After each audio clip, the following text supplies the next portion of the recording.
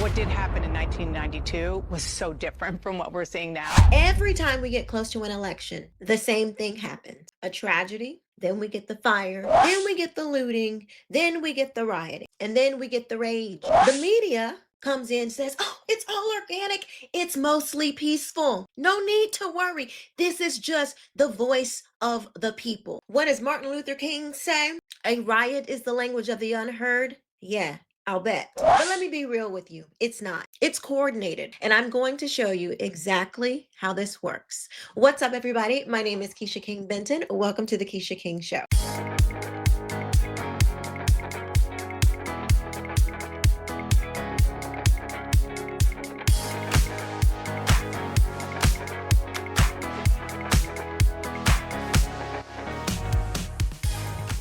I know you have seen all of the riots out in LA. We're going to go deeper. We got to go deeper. We got to see what is really under this. This is not about ICE. This is not about immigration, okay? And it never was about Rodney King. This is about strategy. What we are witnessing is how progressive, communist, Marxist, how they push policy. This is how they get what they want. They basically hold you up by putting a proverbial gun to your head to make you do what they want. This strategy is a Marxist strategy that uses your pain, trauma, your history, your life history, your what they have deemed identity, your skin color, your sex, your if you're oppressed, you're a minority, all of those things.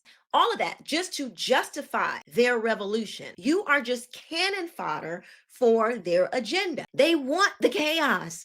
Notice how the left never denies the chaos. They never acknowledge the chaos because they want the chaos. Because in chaos, they gain control. The chaos is used as a mechanism, as a vehicle to gain control to get what they want. Do not let the headlines fool you. What you're watching is the same method that Mao used, that Lenin used, that these American leftist progressive radicals used, that they learned from studying the 60s. They provoke disorder, then rewrite the rules. Okay, so let's break it down. So back in 1992, we had the LA riots from Rodney King. It was sparked by pain, but then hijacked for power. In 2014, we had Hands Up, Don't Shoot. It was a lie.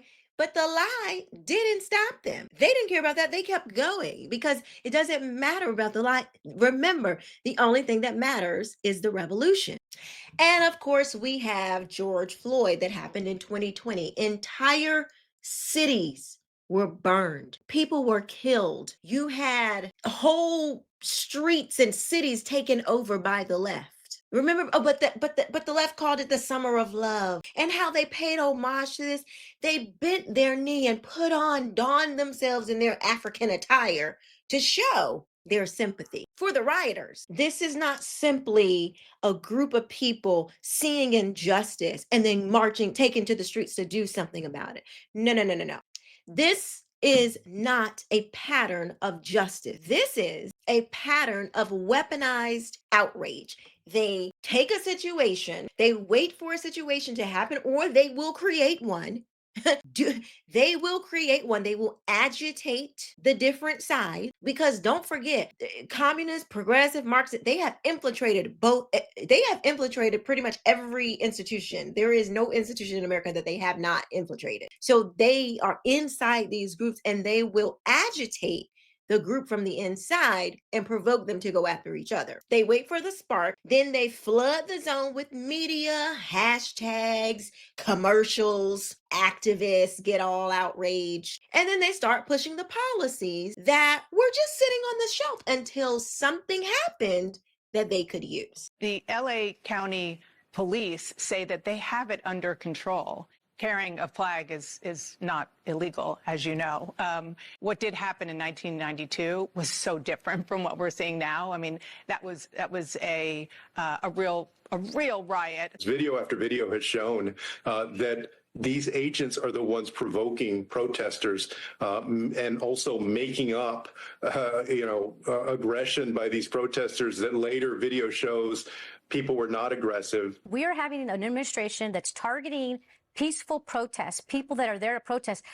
The president is sending the National Guard because he doesn't like the scenes. He doesn't like the scenes of people peacefully protesting. In every case, it's the same result. More government, less freedom, more control over your children, more control over your lives, less speech, infiltrating your churches, and it keeps going on and on and on. Now let's talk about what is happening currently in Los Angeles. So the left is all they're out. They are in the streets. There was a man that threw a brick into a building. I mean, it's crazy. Okay. And Trump has sent in the National Guard. I believe he's now sent in the Marines. And Gavin Newsom is like, oh no, we got it all under control. The city's burning to the ground. The citizens have to suffer, but the illegals can riot and tear everything up, which they don't even pay taxes on to fix the financial burden that they're putting on to the citizens of the country. But Gavin Newsom is just letting it all burn down. He cares not, okay? He doesn't care because it's all about the revolution. These rioters claim that injustice is happening to them. So people have illegally broken into our country, and the left is saying that the injustice is happening to the person that committed the crime. You see what I'm saying? You cannot possibly think that the left at this point cares about immigrants, illegal or not. They don't. If they did, why didn't they accept them at Martha's Vineyard? Why don't they encourage them to come into the country legally? Why didn't they try to help Eric Adams when he was complaining in New York about being overran by illegals? Since they care so much, why didn't they pressure Kamala Harris to fix the border? Why did they complain so much when the border was just left wide open with Joe Biden? Why did they complain so much when Trump's first term, when he was trying to build the wall? What's the problem? But this is how you know that they don't really care about the issue that is before you.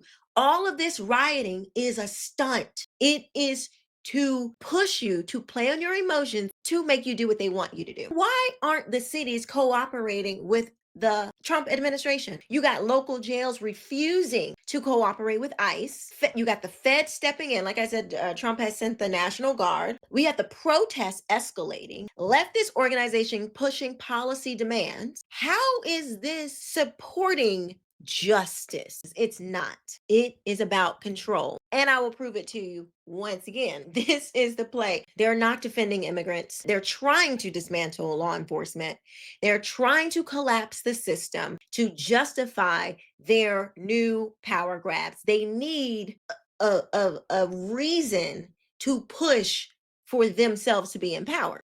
And it's crazy because when the streets get all chaotic and you see the burning flame, and you have citizens that are looking out their window, and you have business owners whose businesses that they work their whole entire lives for crumble to the ground, they will do just about anything you ask for peace. They are trying to destabilize the country. There is a theory called the Cloward-Piven political strategy or political theory that was introduced by political theorists back in the 1960s, 1970s. And they said the way that we are going to get left-wing domination, the way that we are going to get Marxist politics is by three things: building a permanent deep state bureaucracy in Washington, D.C., borrowing so much money that we'll never be able to pay back and bankrupting the country, and having mass migration of people from all over the world and flooding the system of immigration. What you are living through right now is not a mistake.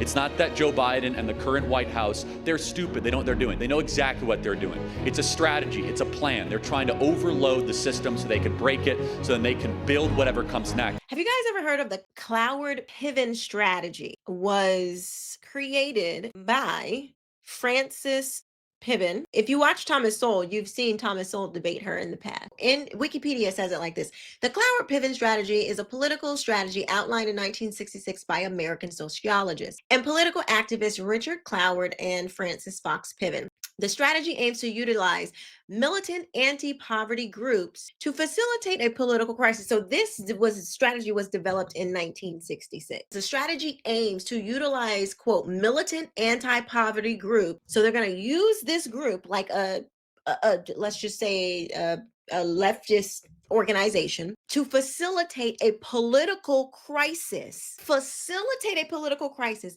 by overloading. In this situation, they were focused on welfare. So overloading the welfare system via an increase in welfare claims, forcing the creation of a system of guaranteed minimum income and redistributing income through the federal government. That was the plan back in 1966. It is still happening today. Overwhelm the system to force your political outcome. Unrest is isolated. LA is home to millions of people, most of whom are having a normal day here on Sunday. You know, you've heard reports that there are riots on the streets of Los Angeles. That is not what's happening across the city of Los Angeles. Governor Newsom's right.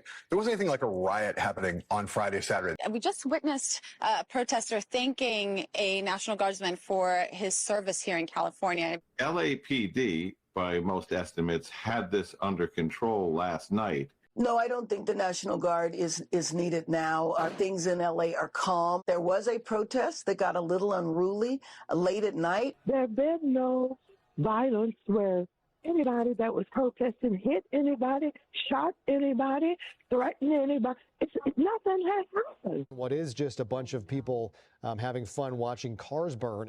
Most of those demonstrations were very peaceful. They were chanting, they were shouting. People were driving by, honking their horns. This is a situation where it can feel very hard to overcome. So what do we do as conservatives, as Christians? We know that we cannot fight spiritual battles, which is what this truly is. The enemy is just using the left to accomplish his goals, just like God uses the church to accomplish his goals. What we do in these times is first be aware of what is really happening so you can guard your mind and don't be dragged into these emotional manipulations. See it for what it is. That's why I harp on these things of going deeper, because if you're not looking, if you don't have the right perspective, you can't rightly identify what is happening. And so we must have our spiritual eyes open. You cannot fight hashtags and, the media. You can't fight these things through, I don't know any other way to fight it, but through opening our mouths, but more importantly, through prayer. Because the enemy wants you just to react, but God wants you ready. Don't just react, be ready. If you want to resist the enemy, start with discernment. Be prayerful, be vigilant. Have these conversations with younger people in your family. Have these conversations with your family. Help the next generation, help others to see what is really going on, so they're not drawn in and emotionally manipulated, or they're not approached and brought in and radicalized for the left. Well, those are my thoughts on this crazy these LA riots. Let me know what you think about what I think in the comment section below. Please be sure to like this video, share this video, and don't forget to subscribe. Turn on the notifications so you can never miss a video. Thank you so much. I will see you next time. Bye-bye.